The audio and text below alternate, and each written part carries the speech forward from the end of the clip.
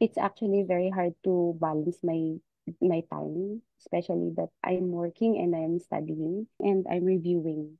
So, ang ginagawa ko na lang po is I just allotted my time to ensure myself na my goal is this. So, I need to pass the exam. I need to be an RN. I want to be an RN. I want to practice as a safe nurse.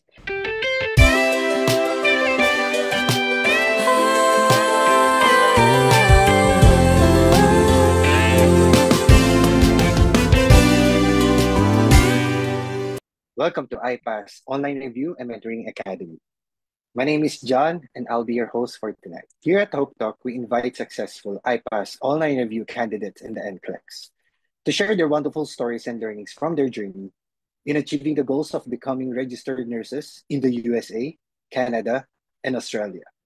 It's a pleasure to introduce you a shining example of her perseverance and dedication. She faced countless obstacles on the road to passing the entrance, but her commitment and innovative study techniques led her to success. Her journey is a testament to the power of perseverance, and I hope her story will inspire you. She said that it was not an easy journey. The online review and all the essential topics with the tools and resources that she really needed to succeed. We'll find out more. Please welcome our newest Canadian RN, Miss Maria Victoria Chinopsan Sanggol. Good evening po dyan sa Pilipinas and good morning po dito. It's actually 4 a.m. now here in Canada. Ma'am Victoria, thank you so much for accepting our invitation for this Hope Talk. Mm, And for sure, you'll be able to inspire and motivate a lot of students right now. And this is the moment that we've been waiting for. Ma'am Victoria, saan po tayo located sa Canada pala? I'm here po sa BC, British Columbia, sa Vancouver.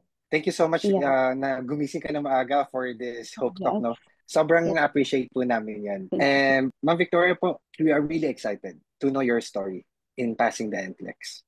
But before anything else, could you share po your educational background and your working experiences? For my educational background, yeah, I completed my bachelor's degree in nursing sa Pilipinas. So I graduated sa Pine City Colleges. So I'm from Baguio City and I'm currently pursuing my healthcare practice management program here in Canada. So I came here as a student and I'm studying healthcare related programs like 2 years. And then I'm going to expect to complete it this September of September 1st week, September 6th. Yeah, so I'm really very excited. So, regarding naman po sa aking working experience, I really don't have much experience sa Pilipinas po kasi when I graduated po, wala po talaga akong opportunity. It was not, I don't know why, like Pinas is like, they didn't give me an opportunity to work there as a nurse. But thank you to the Middle East in Saudi Arabia kasi mostly I had my experience there and I worked there for 10 years and 8 months. So, as an RN, sa unit sa NICU, so neonatal. So, sa mga bata naman po ako. And here naman po sa Canada, so sabi ko, I need to step up naman na sabi ko. So I try ko naman sa mga Western countries. So nag-pursue ako to study here in Canada kasi yun po yung very easy pathway to come over. So nag-study po ako and then while studying, nag-work po ako as personal support. So I care for an elderly patient. And then for now, I'm currently working with those spectrum patient naman po ngayon. So it's not an elderly ones. Those are 19 years old and above naman na may spectrum. So it was a challenge naman na parang makikita mo yung from hospital and to the community na mag-work sa kanila. And yes, so that's my educational background and working experience. Thank you, Ma'am Victoria. Anong year po tayo graduate? Sorry, if you don't mind asking. Yeah, I graduated year 2008. 2008. At Yeah. least mga students, classmates natin ngayon, they could relate to their experiences then at the moment. Anong Yes, ano po kayo? Anong cycle belong po kayo? I belong to 13.3 cycle and actually we have a group chat. I'm not so much active on that chat because I think all of the cycle they have their parang name song or they call it like banana cycle or something like that. I don't know, but I know I belong to cycle 13.3. Thank you for sharing. So you are representing the cycle 13.3. Yeah, yes, I am po. I started like April. And we Yeah, will find out more on how many months did you prepare for the exam. But I did. did Yes, you also process your documents under iPass po? yes, I did. I did. Kasi When did you start po? I process started your documents? I started processing, that was last year, it was December, if I'm not mistaken. And then everything went well. How many months po did you receive your eligibility? Napakadali lang eh. Like parang less than, like 2 weeks. And then I had my authorization APT naman na like after a week. So, madali lang siya. Napaka-easy kong with iPass kasi sila yung nagda-drive sa'yo lahat. Na, parang ako yung driver, sila yung nagpa-process na everything. So, I just have to give them the requirements. It depends sa akin kung maibibigay ko sa kanila yung document ngayon or if I will delay it, it will delay talaga. Pero I just started December and then I had my eligibility and ATP in a month, less than a month, yes. So imagine, Ma'am Victoria, no, did you already start po your review even Oh, before you receive your eligibility? no, I didn't. Kasi I was actually into like completing all my documents first. Kasi sabi ko, I really don't have any. Actually, my first plan is to be employed here sa BC. So I went to SLA and CBA, SLA simulation, laboratory assessment, and I went through NCAS, actually NCAS. But then, sabi ko, ang tagal ng decision nila sa akin. So, gusto ko ng easy pathway. So, sabi ko, okay, I'll just go with IPAS. Sabi ko, kasi it's been like, I started March last year na mag-process here. Mm.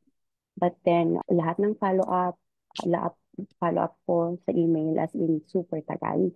So, when I did change my mind to contact iPass sa Facebook, that was December, if I don't, first week of December or last week ng November, napaka-easy na po yung process. Until I passed the NCLEX in Alberta. Until today, wala pa yung decision sa akin ng BCCNM. So now, wala pa pa yung NCAS mo tsaka yung SLA. No, meron na po. Nung Mm. na-receive ko na po yung result ng aking exam sa Alberta, nag-email na po ako sa kanila na sabi ko sa kanila na, can you please release me to ROS? Kasi naka-bursary program po ako. And gusto kong i-transfer yung license ko from Alberta here sa BC. But then, doon na lang sinabi nila na since you're already a regulated nurse in another jurisdiction, sabi nila, you have to pay for this and that. And then I asked them, so since I'm going to pay this amount, can you please release me the result ng exam? So I was really disappointed with the result. Uh, And they don't know, they explained everything, but they don't know pala na I'm an NCLEX passer sa Alberta. And then they said, we can talk after. Parang, or we can sort it out. Like, parang sinasabi nila na I'm not eligible to practice as a nurse here in BC po. Parang ganun. Kasi I didn't meet their criteria. So, napaka-stricto po talaga dito sa BC, dito sa British Vancouver. While thinking na you already have the experience, like you're working in a prestigious hospital, like na JCI approved, like accredited sa Middle East. But then when you come here sa Canada, dito sa BC, parang you're going to be level up as an entry-level nurse. Parang ganun. Kasi parang gusto din nila po na yung mga nurses nila dito is safe to practice in Canadian healthcare. Kasi iba naman po yung Canadian healthcare sa Middle East doon sa atin po. So, yun naman po yung kanilang point. But then my point here was, I'm already an experienced nurse. Yung parang meron naman akong alam kahit pa paano, kahit basic. So, yung decision po nila sa akin is it's either I'm going to go for a year of study or 3 years as BSN. So, sabi ko, no, ayoko yan. So, siguro I'll go in Alberta na lang to get some experience. And then if I really wanted to, a clinical experience, and then if I really wanted to pursue here in BC, then I can transfer here after. Yun naman po yung decision. First of all, ma'am, thank you for trusting iPass processing when it comes to your Ah, documents, no? Yan yeah. talaga yung big advantage kapag Yes. OFW tayo. We are working Mm-mm. overseas or studying overseas, they'll be Yes. able to help us to process our Yes. documents. Yeah, that's kasi I was really very busy and then that time pa kasi unlimited po yung oras namin ng mga estudyante. Not unlike nung this May, we were restricted to 40 hours na lang po. So I just trust iPass and everything and iPass, sila na po yung nagpo-follow up sa akin sa email. Lagi silang nagpo-follow up. Yung parang ganun ba no? Parang kasi kapag pagod ka, hindi mo na, ay, pagod ako. So, yung iPass na lang, can you please, ganito, ganyan. Tapos kapag sometimes sabihin niya na, sila na po yung gagawa ng account mo or something. I mean, not that much po, pero yung parang, basta I trust it all to iPass. Hassle-free experience po on your Yes, part, no? hassle-free experience. Yun yung word. And thank you for sharing that, lalo na sa mga Canadian RNs natin who Yeah. will be taking their NCLEX exam very soon. So this is something that you can learn from Ma'am Victoria, no? Even though na hindi mo na mauuna ang NCAS and SLA, pwede naman po mahuli siya, no, after passing the NCLEX. Kasi those are the requirements lang for you to Yes, become a Canadian RN. Then you yes, are given an option po, no? It's either get 1 year of working experience or study sa BSN sa British Columbia. Siyempre, yes. doon tayo sa working experiences. Yes, yes po. And I actually asked for an easier pathway, like parang 1 year talaga. So maybe I'll just going to converse with them, makipag-usap ako sa kanila if they could give me like parang 6 months lesson na lang, like study na lang. Parang ganun. Yun naman po, just to give me a kind of a knowledge na ganito yung safe practice dito sa Canada. Yung parang ganun. Very soon, ma'am, I know you're gonna take the And NCSA. I actually did already, sir, yung community assessment nila. So, I already did, kasi under bursary program po ako. So, Mm-mm. nag-take ako ng NCLEX nila, which is, nagko-comprise siya ng CBA, which is the computer-based assessment, at saka yung Yeah. SLA. So, Yeah. yung CBA po, it's like an NCLEX na hindi nga naman po. Pero i-assess lang nila yung knowledge mo ba? And then yung Mm. SLA, doon po talaga yung parang, i-assess nila kung paano ka mag-critically think as a nurse, as a safe nurse. Yung parang may pasyente ka talaga na yung patient mo, they are nurses actually, yung patient mo. And then, Mm. it's going to give you a certain scenario, ganito ganyan, so ano nang gagawin mo? Yung parang ganun, i-assess, ikaw na yung mag-assess sa kanila na paano mo sila i-care. So, yung ganun ba sa isang assessment nila. So, ipagkukumbine nila yung computer-based assessment, result mo, and then yung simulation assessment mo, and then whatever will be the result of that, the BCCNM, which is the Nursing Regulatory dito sa BC, they're going to decide kung mag-study ka ba ng ganito or yung mga 8 components ng nursing category nila. If you pass that, then depende na po sa kanila kung mag-aaral ko, kung ilan ang aaralin mo. And then after that, that's the time you are going to take your NCLEX naman po. Kasi they're going to give you a probationary license. Ibig sabihin dito, pwede kang mag-practice as a nurse, pero you will have to go through a lot of trainings and study dito sa BC. And then after a year po ng probationary sa nurse, and then that's the time you're going to take the NCLEX po dito sa BC. Wow. Amazing pala. Medyo mahaba yung Yeah. process to be a licensed nurse dyan sa Canada. But I know for sure, Ma'am Victoria, very, very soon na magagampanan po yung, I mean, what your heart desires. For sure. You Yeah. deserve this. Kasi ang dami yung naman pinagdaanan eh. But what made you decide po, no, to take the NCLEX or to move to Canada? My family. Actually, like I've been away from my family for like 10 years. Or yeah, 10 years and 8 Wow. years. And I think Canada is one of good for family. Like parang ganun. Ay, hindi ko na po tinithink yung work ko as a nurse, but then I am thinking of my family na, I need to be with them na makukuha ko sila for their future, especially sa anak ko. Kasi I have 19-year-old son. So it's a future na lang po niya here. Okay. So, thank you for sharing that with me. At least may with us po, no? At least yung mga students po natin makakaalam, magkakaroon Mm. na idea after passing the NCLEX, what will be the next step for them. Yes, that's for me. That for me naman po, ang next step naman po sa akin is like, ma-employ muna ako as a nurse, and then everything will like, parang doon na po ako magpa-plan ng what's next. Yeah, makukuha ko yung family Yeah. and all. Yeah, so that's it. To be PR, ganyan, or anything there, Yeah. healthcare, ganyan. Healthcare-wise din po dito. Looking forward, ma'am, no? Maganda pag naging permanent residence ka dahil Yeah, iba yung benefits na may bibigay sa inyo. yes, that's right. Madami Thank kayong you for benefits, sharing. free and all. Thank you for sharing, Ma'am Victoria, no? So let's proceed dun sa ano natin, study plan natin. So when Yeah. did you started po April, no? To Yes, review the yeah, online review. yes. So could you share us po, how did you structure your study plan leading up to your NCLEX exam? Actually, hindi lang po iPass yung aking review program. I also had purchased Archer. So what I did was intensified my review effort. So I focused more on sa Moodle discussion natin dito sa iPass. Nag-focus po ako sa live discussion. In that live discussion po kasi I'm able to ask questions live. Yeah, and the instructor will answer naman po kung kaya po niyang i-answer. And then Archer naman po, I completed like 85 questions in a day. So a week before exam, that was when you Sir John, reached me out. And di ba, you asked me about how am I doing with my review. Sabi ko, oh, may ganito pala. Sabi ko, and then ko follow up. Sabi ko sa sarili ko. And I can still remember that you have given me two examples of questions, right? To kind of Mm-mm. ask me if I am ready. And I answered correct one, the first question. And then the second one was like, you have given me a chance to choose the correct one. And then you branded me like, you're an RN. So, makakapasa ka. And I was, doon lang sa isip ko, naku, nagtitiwala siya sa akin. Is it like that? So, yes, that time pa lang po, sir, when you have told me that and you have given me all of those resources in my email, I was kind of like, oh, ito yung i-focus mo, ganito, ganyan. So I focused on the things that you have said, yung mga fundamentals, which is, yes, basically nasa exam nga naman. And then parang a week or two before the exam, when you told me to watch the trending videos, nag-focus po talaga ako dun sa mga trending videos. And yes, may lumabas po dun sa mga trending videos ni Sir Ryan. So, focus na lang po ako sa mga trending topics na sinabi mo po dun and I study hard.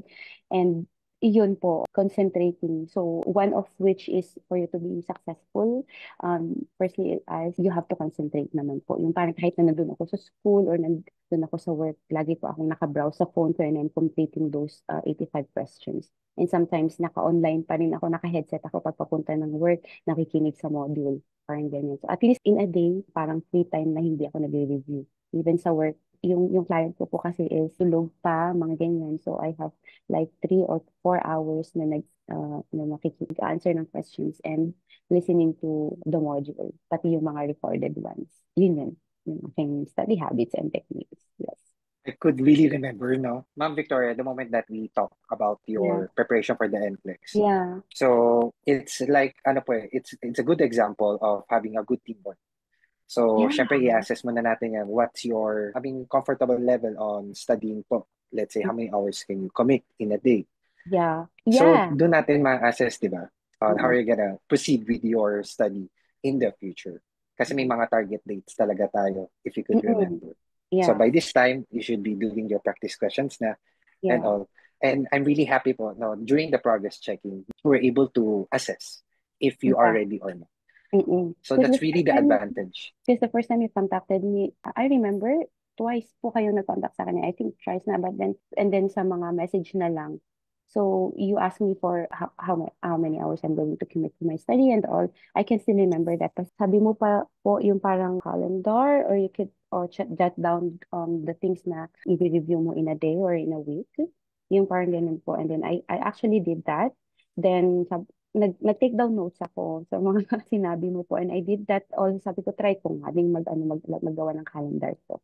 And then, yun na nga po yung a week or two na kinontak mo ako and you assessed me if I am ready for that. So I was really anxious when I said, hindi pa po yata ako ready kasi nga siguro normal na po yung maging ma-nervous ka sa malapit na yung exam mo and thinking na kaya ko ba to or ganyan ba. Even when I did my exam, sabi ko, 150 questions. Sabi ko, bahala na dyan. 1 to 80 or 1 to 80 questions. I'm actually aiming for 85.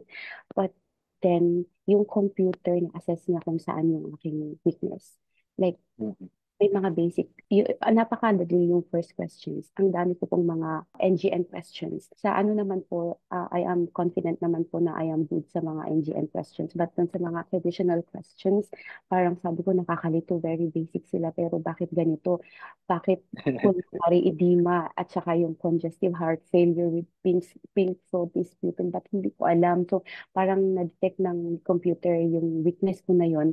So, sige, dyan ka muna, parang ganun. Hindi ako sure doon. And then, binigyan ako ng easier question. So, nasagot ko na naman yan. And then, going back to mga nasa 100 na ako na question, sabi ko ganyan, bumalik na naman yung araw-araw parang respiratory or cardiac questions regarding po yung ano, sabi ko, no, sabi ko ganyan. Hindi ko na alam talaga. So, at the end, parang na ano na yung computer sa akin. Sabi ko, bahala na Lord. Sabi ko, ganyan, this would be, bahala na. Mag-proceed na lang po ako for until 150 questions. But then sa last question na maalala ko was, the easiest questions na very easy about the PPE. And then, sabi ko, oh yeah, I got the correct answer kasi I was confident with that one. And then, the computer shut down. Doon pa lang sabi ko, I didn't pass. But then, Oh. less than 24 hours, I received an email from the CRNA and congratulating me. Sabi parang gano'n. Yung Wow. parang sabi ko, ayoko nang mag-exam, mag-ganito na lang ako, mag-healthcare na lang ako, or balik na lang ako sa Pilipinas. But then the opportunity knocks, yun na nga po. And then I messaged kayo na po yun. Sinabi ko po kasi that was, I promised to you. I'm really happy talaga, Ma'am Victoria, kasi alam mo yun, it's really true. That's our role din as your coaches, is Mm-mm. to really assess your preparation if you're ready or not. At least pag hindi, we can still plan ahead kung ano pa yung mga kailangan natin i-workout. That's But right. if mafe-feel namin, based on your statement, kung ano na, nasaan banda na kayo, kamusta yung progress niyo, Mm-mm. if we can assess na medyo okay na, means you are really prepared for your exam. That's a reason why in the beginning, the coaching, which is the initial coaching session, we're gonna talk about on how are you gonna prepare for your exam. So, kailangan ilalatag mo ni student yung mga experiences, yung mga nangyayari sa buhay niya, so that si coaches, pwede rin ilatag yung mga possible scenarios na pwede natin gawin. Mm-mm. Remember, we have other options. Kung ano mga, option A, option B. This is the things Yeah. that we have to discuss. We have to plan it. If it didn't work for you, dun tayo sa plan B. Yeah. Then after that, we're gonna have constant communication. Let's see if pag hindi nag-work, message lang si coach. Coach will make time to discuss more on your preparation kasi that's our main goal. Hindi lang talaga tayo. Hindi ko lang ibibigay sa'yo, eto aralin mo. Tapos na. Okay na yun. Parang that's the end of the coaching. No, it's not.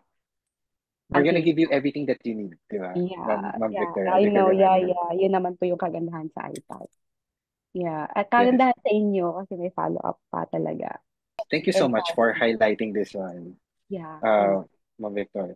And how were you able to manage your time pala, o balancing your work and your study?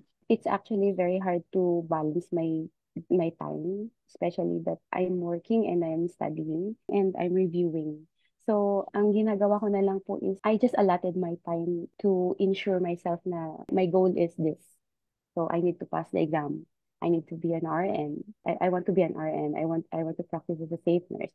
So nag-alat na lang po ako ng time para questions na lang, yung parang mga Q-bank questions. Everything yun na lang po ang ginawa ko. Like 85 questions in a day and then in early in the morning at around 5 a.m. namin dito, nag-open ako ng module, nag-join ako ng class for 4 hours. And kahit na may work ako, naka-headset pa rin ako until it will end. And after that, balik doon ako sa may Q-banks naman sa Archer. Ganun everyday ang ginagawa ko. So early in the morning module sa iPass and then Archer naman na questions until I finish. Yun po You yung see, ginagawa ko. Mm. imagine, Ma'am Victoria, you're able to juggle three important things in your life at that Ah, moment. mm. Working, you have to work to pay your bills Yes. and, to live para dyan sa Canada. Mm. Second is yung visa na in-apply nyo as a student Mm. for Mm. Canada. You really have to comply din sa module ng school nila. And the third is you're able to review your NCLEX at the same time. So Yeah. imagine, tatlong importanteng bagay, you are able to balance everything. Yeah, yun naman po talaga, time management, yung nandun talaga. It's actually up to you on how you're going to manage your time. Kasi not all the time naman po sa study po is we're going to go on online. Isang study ko naman po is 3 hours lang. So after nung module ko, it will be like until 10 a.m. dito. And then 11:45 is my school kung may online kami. Pero it's not always or everyday na may online class kami. Sometimes assignment lang in a day. 3 hours lang yan na. And then after that, doon ako sa 85 questions while I'm working with my client. Either drive ko lang siya or kung saan lang kami pupunta. After that, I'm just going to wait for her. And then I'm just going to go to my archer and then we take, answer questions. Yun naman po. Very Yun. impressive, Ma'am Victoria. Iba yung approach mo dito. Kumbaga, you're really maximizing your time in Yeah. everything. Yes. Kasi Hindi mo it's lang siya inaantay after work, doon ka lang magre-review, no? No po, hindi. Kasi kung wala ka namang ginagawa sa work mo, why not, diba, na try to scroll. Kasi yun nga po, as nasabi ko kanina, ayokong magbigay ng gap na hindi ako magbasa o mag-review kasi sinasabi ko wala pa akong alam, ganito, ganyan. Kailangan ko magkaroon ng knowledge. Yung parang ganun po ba? And did you encounter any challenges in sticking to your study schedule, both sa school and for the NCLEX? And how did you overcome them? Oh, yes. For siguro, masasabi ko na sa study ko. Oo, isa sa study ko. Pero, at saka yung self ko din, like, parang sinasabi ko na, oh, I cannot do it. But then, sabi ko sa sarili ko ba, bakit yung iba kaya naman nilang ipasa? But then, bakit wala akong tiwala sa sarili ko? So, I just overcome it. Like, sabi ko na lang, sige, I'll just go to it. Pag mga nakikinig ako ng mga module, kaya nyo to, sinasabi ng mga lecturers, and then I said, sige, kakayanin. Parang ganun. Parang, you just go, parang sabi ko, Lord, help me na lang. Give me wisdom and Mhm. understanding. Parang ganun. And I know I cannot do this without you. Yeah, sabi ko ganyan sa sarili ko. I always pray naman. So every time, coupled with that, early in the morning, I pray na sabi ko, Lord, give me wisdom and understanding. And every questions na naano ko doon sa mga kahit dito sa my Archer review, ano kayang sagot dito. And then, most especially noong nag-take na ako ng actual na NCLEX, every questions na hindi ko alam, sabi ko, Lord, help me. Pag alam ko naman, thank you, Lord. Ganun. So, Ah, yeah, parang ganun. So, more of this, parang ganun po. So, na-overcome ko yung fear ko through that mga practice questions in a week or two before the exam. one of the Yun. biggest challenges talaga, ma'am, on your part is the time. Yes, kasi study ka, sabi ko nga, di ba? Study and then this sa sarili mo na parang sinasabi mo na hindi mo kaya. Minsan madi-disappoint ka na parang ayaw mo na mag-review or anything pero kinip ko pa rin, pinupurso ko pa rin na sige, gawin ko to and I don't like to give a chance na sabihin na you did not study kaya you don't pass the NCLEX. Parang ganun ba? So I just, okay, I Yes. will just do my part and God will do the rest. In a way, di ba, parang if may sinimulan tayo, dapat tapusin natin. That's right. Tama po kayo, Sir John. Tama yan. Kaya sabi ko, pag tama ka, kasi kapag ako naman, ayoko naman pong i-delay na minsan pag sa Q-bank question po, pag 1 to 10, buti na lang kamo po, hindi siya timed na nata-time siya na parang readiness assessment. Kailangan talagang Mm. i-complete mo yung the whole 85 questions. Pag hindi ko siya natapos, kasi may papagawa yung pasyente ko, and babalikan ko siya. Usually, yung 85 question, there is one time pa po yung 85 question na natatapos ko siya in 2 days dahil sa kabisihan ko sa Ah, work. Yes, parang mm. ganun. It's not actually everyday na 85 question. Yung 85 question, I can make it like 2 days. Ganyan, maximum na po yun. Pero sabi ko, balikan ko kasi hindi ko pa natapos. Yun po. Si, imagine, Ma'am Victoria, you're able to parang create yung time na allotted na kaya mong isiksik talaga sa isang araw. Yes. Parang minsan maiisip mo, isang ko isisiksik yung sarili ko in a day, having this three important things in my life right now. Right. Natutulog ka pa ba, Ma'am Victoria? Honestly, thank you for that question. Wala, as in like 4 hours. Kung meron na akong 4 hours na tulog, sapat na yun sa akin. Kaya ayan, yung mga mata ko, mga eye bags ko, mga ganyan. So far, pag mga ano naman po, pag weekends, doon naman po ako nakakatulog. Pero mostly nag-work din ako. But now, nag-work po ako ng weekend. Weekdays, hindi na po ako makuha ng shift ko kasi gawa nga po ng aking study. But then I have time na to study sana. But then, ito na nga po, wala na, pumasa na. RN na po. So, yun na ang iniisip ko na lang is how to transfer yung license ko from Alberta to BC. Yun naman po yun. Iba na yung challenge Yes. after passing the NCLEX. It's more Yes. of your documents. Yes. Kung saan na natin balak talaga mag-work and Or, all. yeah. Mm-mm. So, don't worry mga classmates, darating din tayo sa point na to. And for sure, importante muna ngayon is we have to focus on our NCLEX exam, Yes. focus on your studies. Yeah, that's right. And thank you for serving as an inspiration, Ma'am Victoria, for this topic po. Doon naman sa test-taking strategies. Mhm. Ano po yung approach ng NCLEX style yung na-master niyo? Naman. Actually, for the test taking strategies, you really have to understand the test format. Yun po yung laging sinasabi ng ating coaches, di ba, na you have to familiarize yourself of the type of the question, like for example, the multiple choice, and select all that apply. Really, I really hate select all that apply, but then, pag namamaster mo na talaga yung parang lagi kang nag-exam ng select all that apply, okay, ito hindi talaga to, yung, ito, eliminate yan, hindi talaga yan. Parang ganon. But then minsan, kapag i-choose mo yung ganito kasi nakakalito, pag hindi ka talaga sure dun, tama nga ang sabi ng mga coaches, huwag mo nang i-choose yun.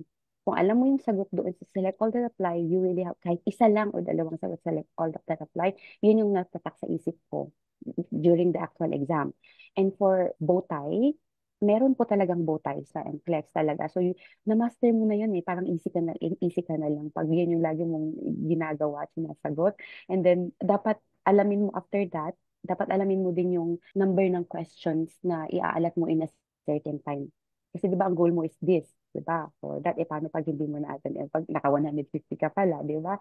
Yeah. So, yun. So, yun naman po ang na-master ko doon. Like, yun yung tama kayo po yung sabi mo kanina, time talaga. Kasi 85 question dapat in an hour or two, ganyan. Pero nagagawa ko yun in 2 days, ganyan, dahil sa work ko. But then natatapos ko naman po. And next, aside from understanding the test format, is the content review naman din po. So, mag-focus na lang po sa major na content areas. Like for me, I focus more on what you have said, like yung safe and effective care. Kasi more on basic talaga, as in talagang basic entry. Kasi taking an NCLEX is you are an entry-level nurse. Hindi ka advanced. So, yung mga basic lang na health promotion, mga psychosocial integrity, psychosocial, mga support, mga ganyan po yung mga kailangan natin i-master. And then, practice question as what I have said a while ago. That's how I master kung paano mag-sagot. And then time management, nasabi mo po, it's really very important. And what I did was, nag-alat ako talaga ako ng time in that 2 weeks span before my exam. Nagpa-practice test na lang. Yun na lang po ang ginagawa ko, practice test Mm. na questions ng QBox. Kailangan pong tapusin yung Archer na question. Natapos ko naman po lahat. And then, pumunta po ako sa mga mali ko. Doon naman po yung niretake po. And then, for sure, good rest, sleep. Yun yung sinasabi mo before the exam. So, sabi mo nga po, don't, wag kang wag kang mag-review the day of your exam kasi parang anxious ka, or Mm. magkakaroon ka ng anxiety, ganyan. So, I just take a rest. And I eat a lot of fruits and vegetables and go for a walk with my friends. Pero, yun, okay naman. Yun yung naalala ko lang ng mga nagawa ko, yung strategies. But then, ano din, if it's also good na kapag meron kang experience, clinical experience, parang iisipin mo during the NGM, sabi mo, i-imagine mo yung situation na ito yung situation niya, hindi dapat ganito. Tapos pag may basic knowledge ka na sa mga laboratory and all, tapos makikita mo na yung hemoglobin is mababa, ito pala yung dahilan ng ganito, ganyan. So alam mo na kung paano mo i-battle yung question. Kasi NGN yan eh, scenario. So, may mga follow-up question after. So, yun naman po. So, I did master that. I can barely remember nung nag-usap tayo, you were so focused in memorizing the lab values. Yeah. Yeah, Di actually. ba? Pero, pero not mga ano lang po, mga basic lang, yung mga CBC, ganun lang. Kasi yun naman po yung lagi, Mm-mm. yung nasa notes mo din, mga sabi ko, okay. Tapos yung ABG, mga ganun. Pero wala na Ah, po. Oo, yun lang naman po ang master ko doon na alam po. But the CBC itself, kung alam mo naman na ganito yung mababa yung hemoglobin niya, mababa yung BUN niya, alam na yan. Tapos yung creatinine mataas, alam mo na. Parang yun lang laging naririnig ko sa mga fundamentals na lalo dun sa may video, sa trending videos. Lumabas po talaga yun. and if you notice, no, to some, they really like to memorize yung mga lab values. But Mm-mm, eventually, kung mapapansin mo, during the drills and mm-mm, the lectures po, no, along the way, halos parang sabay, parang lumalabas pa rin yung same lab values na kailangan natin maintindihan.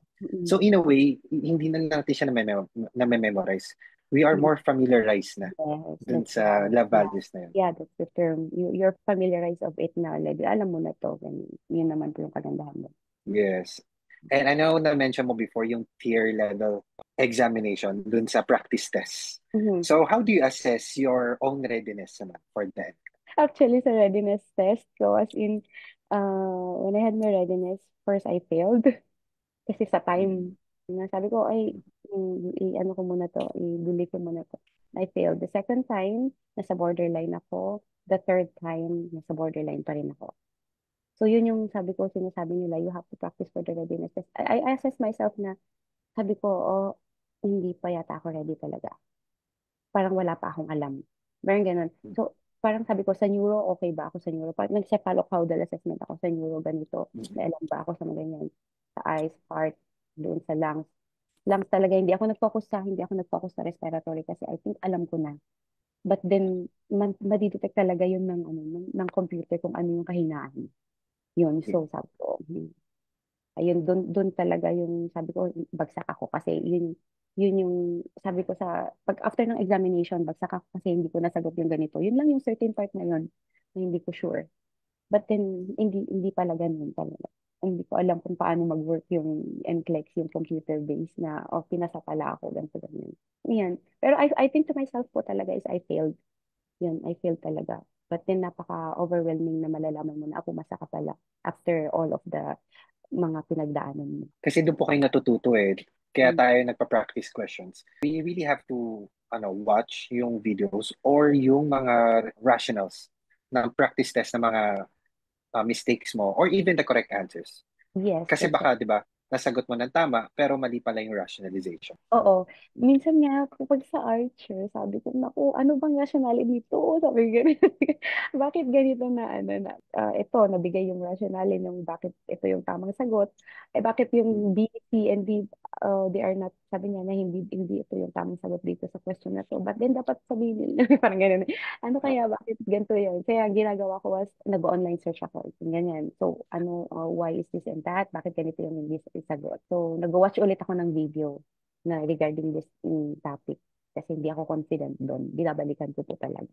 Ayun yung ginagawa ko. That's Nasasagot naman. another strategy, no, Ma'am Oh, Victoria. yes. Even though Yes. na hindi natin alam, you Mm, still do your research, your yes. due assignment. Oo, ganun po. Parang nature mo na yung parang ma-curious ka ba? Yung curiosity mo talaga itself, it really helps. Of course, ma'am, if you are doing the three important things in your life daily, of course, there will be some stress and anxiety. Yes. Did you experience this po? And how did you overcome those stress and anxiety?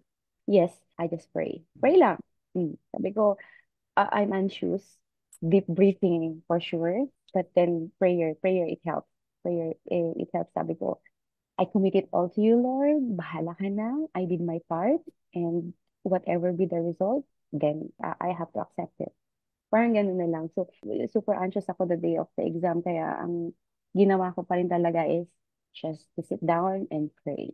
Ayun, napaka-calming. Nag-help naman po sa akin yun. Spiritual guidance talaga is really important when we study for NCLEX. No? Sometimes we Mm-mm. tend to forget to thank our God. No, na Mm-mm. binigyan tayo ng opportunity na nakakapag-aral tayo for the NCLEX. Because not everyone can afford at the moment. That's But for right. sure, marami nag-iipon yan to take the NCLEX. But Mm-mm. again, don't forget to thank your God, to thank God na Mm-mm. binibigyan tayo ng opportunity talaga. Because we're given somehow the time. Yes. Parang this is your time talaga Mm-mm. para Mm-mm. makapag-prep. Mm-mm. Imagine how many years you're working as a nurse na. Di Mm-mm. ba, Ma'am Victoria? More than 10 years. But yet, hindi mo pinabayaan yung pangarap mo na maging NCLEX passer. So you really find your way para makapag-take ng exam. Kaya Mm. marami po tayong students who are nagbabalik loob dito sa NCLEX because it's their time na for them Mhm. to become an international nurse. Yeah. Katulad natin. And these are the things na ano talaga, no, ma'am? Parang yung mga study methods natin and yung strategies. Kasi binibase din natin minsan yon yung schedule natin dun sa progress or yung performance natin. Mm-mm. Kasi minsan, even though nakakapagplano tayo ng 6 months, minsan along the way, you will still experience na parang kulang pa. Yes. Di ba? Mm-mm. Parang kulang pa. Ano pa ba yung mga kaya kong gawin? Coach to the rescue. So, Mm-mm. ano ba yung ano natin? Yung mga kailangan natin i-work out. So, kailangan natin ilatag yan. Yung mga important things. Kasi apart dun sa, hindi natin pwedeng i-focus lang yung study mo for the NCLEX. Kasi we really have to find time din dun sa more important things na meron ka at the moment. Kasi para balance siya. Di ba? Yeah. That's why we really need to focus on three different things. Kaya time management is what you had po, no? Great time management talaga, Ma'am Victoria. Any po, techniques para magkaroon tayo ng retention? Focus. Ang para sa akin po talaga is mnemonics. Parang, yeah, it could also work, yung mnemonics. Pero yung focus mo, like, parang imaginein mo na lang, ito yung certain scenario and case like this. Mariretain na sa isip mo po yun, yung mga, yung on how you're going to battle yung certain questions na ibabato sa'yo ng question. Yung parang ganun. So, minsan kasi po is sa akin po is sometimes yung focus ko po talaga is hindi talaga lagi, na easily distracted po ako sa focus ko. Like, pag nagre-review ako ng ganito, minsan na ano ba ako, nakakatulog ako, and then yung phone ko nasa tabi ko, and then once na may nag-ring ng ganyan, nadi-distract na talaga yung focus ko. So, yun, one of the strategy ko is, yeah, really have to focus. And then next is yung mag-review ka sa calm environment kasi hindi ako nakaka-focus kapag may mga naririnig ako sa mga background or anything. So may mga different naman po tayong strategy on how we're going to focus on our review. But for me po talaga is on I really have to have a quiet environment. So I'm okay. I'm very thankful na in my room before may mga kasama ako na very quiet naman po sila. So alam nila nandun na ako sa room, hindi ako lumalabas, alam na nila kung ano yung ginagawa ko, nag-review and all. But then yung phone talaga, you have to really set aside your phone, and then kung pwede, i-turn off mo yung wifi mo or things like that, or turn off mo yung phone mo for a certain time para makapag-focus ka, give yourself like parang sabihin mo, sige kahit 2 hours or 3 hours, that's the strategy, that's what I do. Yun po. And then nakapag-focus Very, naman. very well said, Ma'am Victoria. With that, we would like to present to you your iPass certificate. Ah, wow! Are you gonna send this one in my email? Yes, I'll send po yung email address. Then later on, email lang po natin sila for you to claim this one. Yeah, oh, thank you. Thank you so much, iPass. Thank you, Sir Jay. Thank you, Sir Mark. And to all the coaches po ng iPass, really, you really have um, give kayo po ay isang part ng aking success. Thank you so much and everything to you also, Sir John, and to all the coaches po ng iPass natin. And tsaka yung mga iPass team na nag-process ng aking mga documents and everything, really thank you. May God bless you all. Your kind heart, really, God will bless you all. And your business, sana madami pa kung kayong matulungan just like me na i-pursue yung dream nila, Canadian dream nila, or US dream nila to work as an MI. And thank you, really. Yun, kaya kayo nabibless eh. Yun lang. Thank you, Ma'am Victoria. But before that, may I, gusto ko pong ibasa sa inyo po ang Okay. certificate na naibigay Yeah, sa yeah, inyo ni yes, iPass. please. Yeah, okay. So, this certificate is proudly presented to Maria Victoria Chinopsan Sangoy for successfully passing the NCLEX RN examination. This serves as a proof that the successful candidate indicated in this certificate is a safe nurse based on the Canada Standards of Nursing Practice, signed by Sir J. Padong and Sir Mark Zaspa. Congratulations, Ma'am Victoria. Okay, thank you. Grabe. I'm really proud of your success, Ma'am Victoria. Imagine the moment we talk about your preparation for the NCLEX and now you are here inspiring other students na for sure sila na ang next, no? And thank you for trusting iPass Processing and Mhm. iPass Online Review and Mentoring Academy in helping you or have contributed with your success and achieving your Canadian dream. And remember, you passed with iPads! Yay!